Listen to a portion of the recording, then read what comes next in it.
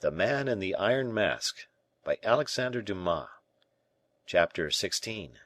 Jealousy. The torches we have just referred to, the eager attention everyone displayed, and the new ovation paid to the king by Fouquet, arrived in time to suspend the effect of a resolution which La Valliere had already considerably shaken in Louis XIV's heart. He looked at Fouquet with a feeling almost of gratitude for having given La Valliere an opportunity of showing herself so generously disposed, so powerful in the influence she exercised over his heart.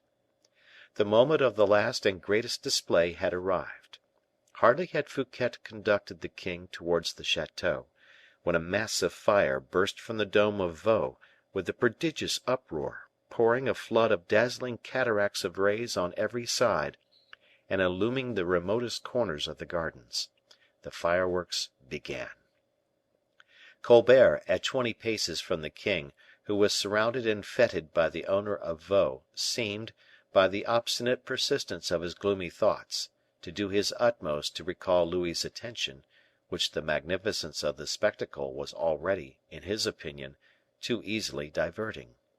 Suddenly, just as Louis was on the point of holding it out to Fouquet, he perceived in his hand the paper which, as he believed, La Valliere had dropped at his feet as she hurried away. The still stronger magnet of love drew the young prince's attention towards the souvenir of his idol, and by the brilliant light, which increased momentarily in beauty, and drew from the neighboring villages loud cheers of admiration, the king read the letter, which he supposed was a loving and tender epistle La Valliere had destined for him.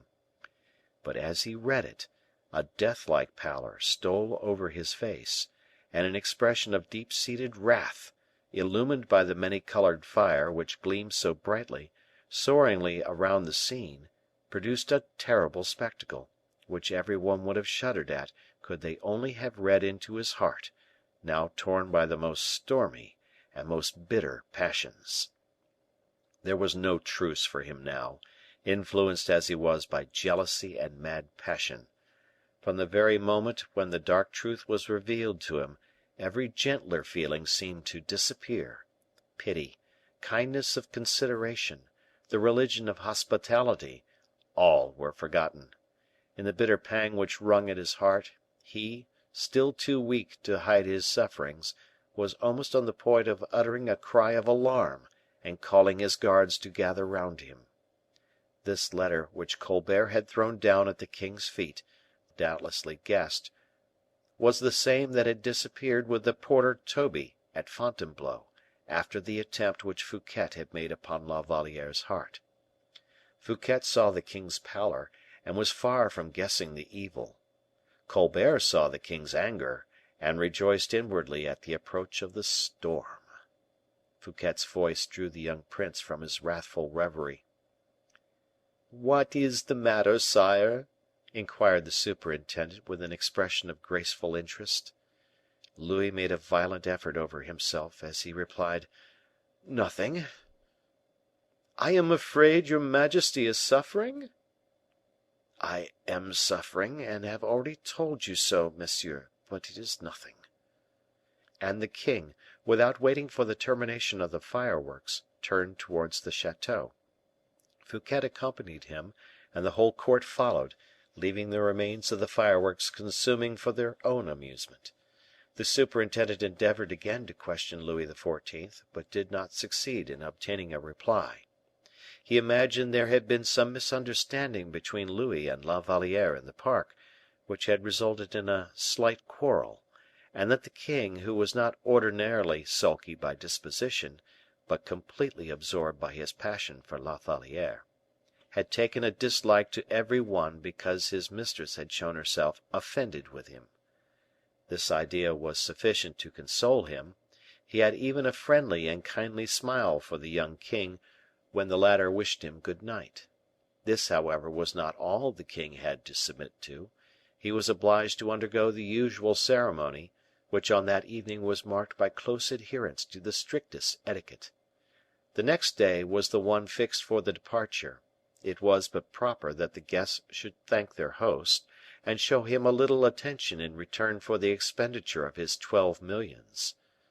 The only remark, approaching to amiability, which the king could find to say to M. Fouquet, as he took leave of him, were in these words: "Monsieur Fouquet, you shall hear from me. Be good enough to desire M. d'Artagnan to come here." But the blood of Louis XIV., who had so profoundly dissimulated his feelings, boiled in his veins, and he was perfectly willing to order M. Fouquet to be put an end to with the same readiness, indeed, as his predecessor had caused the assassination of le Marechal d'Ancre, and so he disguised the terrible resolution he had formed beneath one of those royal smiles which, like lightning flashes, indicated coup d'etat. Fouquet took the king's hand and kissed it. Louis shuddered throughout his whole frame, but allowed M. Fouquet to touch his hand with his lips. 5 minutes afterwards, D'Artagnan, to whom the royal order had been communicated, entered Louis XIV.'s apartment. Aramis and Philippe were in theirs, still eagerly attentive, and still listening with all their ears. The king did not even give the captain of the musketeers time to approach his armchair, but ran forward to meet him. "Take care," he exclaimed, "that no one enters here." "Very good, sire," replied the captain, whose glance had for a long time past analyzed the stormy indications on the royal countenance. He gave the necessary order at the door, but, returning to the king, he said, "Is there something fresh the matter, your majesty?" "How many men have you here?" inquired the king, without making any other reply to the question addressed to him. "What for, sire?" "How many men have you, I say?" repeated the king, stamping upon the ground with his foot. "I have the musketeers." "Well, and what others?" 20 guards and 13 Swiss. "How many men will be required to do what, sire?" replied the musketeer, opening his large, calm eyes. "To arrest M. Fouquet." D'Artagnan fell back a step. "To arrest M. Fouquet!" he burst forth.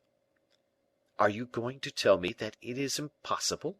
exclaimed the king, in tones of cold, vindictive passion. "I never say that anything is impossible," replied D'Artagnan, wounded to the quick. "Very well, do it, then." D'Artagnan turned on his heel, and made his way towards the door. It was but a short distance, and he cleared it in half a dozen paces. When he reached it, he suddenly paused, and said, "Your majesty will forgive me, but in order to effect this arrest, I should like written directions." "For what purpose? And since when has the king's word been insufficient for you?" "Because the word of a king, when it springs from a feeling of anger, may possibly change when the feeling changes." "A truce to set phrases, monsieur; you have another thought besides that?" "Oh, I, at least, have certain thoughts and ideas, which, unfortunately, others have not," D'Artagnan replied, impertinently. The king, in the tempest of his wrath, hesitated, and drew back in the face of D'Artagnan's frank courage, just as a horse crouches on his haunches under the strong hand of a bold and experienced rider. "What is your thought?" he exclaimed. "This, sire," replied D'Artagnan. "You cause a man to be arrested when you are still under his roof, and passion is alone the cause of that. When your anger shall have passed, you will regret what you have done, and then I wish to be in a position to show you your signature. If that, however, should fail to be a reparation, it will at least show us that the king was wrong to lose his temper." "Wrong to lose his temper!" cried the king, in a loud, passionate voice. "Did not my father, my grandfathers too before me, lose their temper at times, in Heaven's name?" "The king your father and the king your grandfather never lost their temper except when under the protection of their own palace." "The king is master wherever he may be." "That is a flattering, complimentary phrase which cannot proceed from any one but M. Colbert, but it happens not to be the truth. The king is at home in every man's house when he has driven its owner out of it." The king bit his lips, but said nothing. "Can it be possible?" said D'Artagnan. "Here is a man who is positively ruining himself in order to please you, and you wish to have him arrested. Mordioux! Sire, if my name was Fouquet, and people treated me in that manner, I would swallow at a single gulp all sorts of fireworks and other things, and I would set fire to them, and send myself and everybody else in blown up atoms to the sky. But it is all the same, it is your wish, and it shall be done." "Go," said the king. "Have you men enough?" "Do you suppose I am going to take a whole host to help me? Arrest M. Fouquet? Why, that is so easy that a very child might do it. It is like drinking a glass of wormwood; one makes an ugly face, and that is all." "If he defends himself?" "He? It is not at all likely. Defend himself when such extreme harshness as you are going to practice makes the man a very martyr. Nay, I am sure that if he has 1,000,000 of francs left, which I very much doubt, he would be willing enough to give it in order to have such a termination as this. But what does that matter? It shall be done at once." "Stay," said the king. "Do not make his arrest a public affair." "That will be more difficult." "Why so?" "Because nothing is easier than to go up to M. Fouquet in the midst of 1,000 enthusiastic guests who surround him, and say, 'In the king's name I arrest you.' But to go up to him, to turn him first one way and then another, to drive him up into one of the corners of the chessboard, in such a way that he cannot escape, to take him away from his guests, and keep him a prisoner for you, without one of them, alas, having heard anything about it, that, indeed, is a genuine difficulty, the greatest of all, in truth, and I hardly see how it is to be done." "You had better say it is impossible, and you will have finished much sooner. Heaven help me, but I seem to be surrounded by people who prevent me doing what I wish." "I do not prevent your doing anything. Have you indeed decided?" "Take care of M. Fouquet until I shall have made up my mind by to morrow morning." "That shall be done, sire." "And return, when I rise in the morning, for further orders. And now leave me to myself." "You do not even want M. Colbert, then?" said the musketeer, firing his last shot as he was leaving the room. The king started. With his whole mind fixed on the thought of revenge, he had forgotten the cause and substance of the offense. "No, no one," he said, "no one here. Leave me." D'Artagnan quitted the room. The king closed the door with his own hands, and began to walk up and down his apartment at a furious pace, like a wounded bull in an arena, trailing from his horn the colored streamers and the iron darts. At last he began to take comfort in the expression of his violent feelings. "Miserable wretch that he is! Not only does he squander my finances, but with his ill-gotten plunder he corrupts secretaries, friends, generals, artists, and all, and tries to rob me of the one to whom I am most attached. This is the reason that perfidious girl so boldly took his part. Gratitude! And who can tell whether it was not a stronger feeling, love itself?" He gave himself up for a moment to the bitterest reflections. "A satyr!" he thought, with that abhorrent hate with which young men regard those more advanced in life, who still think of love.